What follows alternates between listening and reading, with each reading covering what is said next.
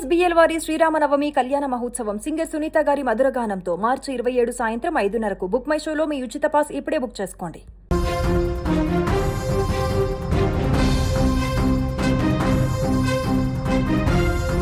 జీవితం అంటేనే ఒక వింత కావ్యం. కొన్నిసార్లు ఊహించని మలుపులు, మరికొన్నిసార్లు గుండెను పిండేసే విషాదాలు. సరిగ్గా నెల రోజుల క్రితం ట్విన్స్ డే రోజు ఆ గ్రామం ఒక అరుదైన వేడుకకు వేదికైంది. ఒకే ముహూర్తం, ఒకే వేదిక. ఇద్దరు కవల అన్నదమ్ములు, ఇద్దరు కవల అక్క చెల్లెళ్ల మెడలో 3 ముళ్ళు వేశారు. ఆ అపూర్వ దృశ్యాన్ని చూసి 2 గ్రామాలు మురిసిపోయాయి. సోషల్ మీడియాలో ఆ ఫోటోలు చూసి వేలాది మంది మేడ్ ఫర్ ఈచ్ అదర్ అంటూ దీవించారు. కానీ కాలం రాసిన విధి రాతలో ఆ సంతోషం కేవలం నెల రోజుల ముచ్చటగానే మిగిలిపోయింది. ఉగాది పండుగ పూట కొత్త వెలుగులు నిండాల్సిన ఆ ఇంట్లో ఊహించని విషాదం చీకటిని నింపింది.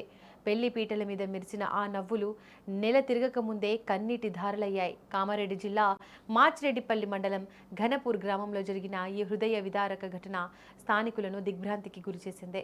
ఘనపూర్ గ్రామానికి చెందిన కవల సోదరులు దుంపటి విజయ్ మరియు దుంపటి వినయ్ కుమార్ గత ఫిబ్రవరిలో దేమికలాన్ గ్రామానికి చెందిన కవల సోదరీమణులు కీర్తిలను వివాహం చేసుకున్నారు. అప్పట్లో ఈ ట్విన్స్ వెడ్డింగ్ ఒక సంచలనంగా మారింది.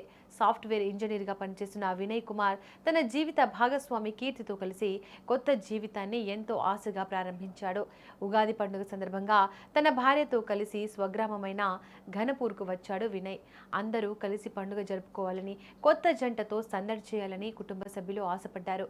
కానీ విధి ఆ పండుగ పూట విషాదాన్ని దాచి ఉంచింది.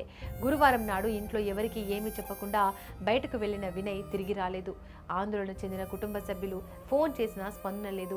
గాలింపు చేపట్టగా రాజన్న సిరిసిల్ల జిల్లా గంభీరావుపేట మండలంలోని నర్మాల ఎగువ మానేరు ప్రాజెక్టు కాలువ వద్ద అతని ఆచూకీ లభ్యమైంది. అయితే అప్పటికే అతను కాలువలో దూకి తనువు చాలించాడు.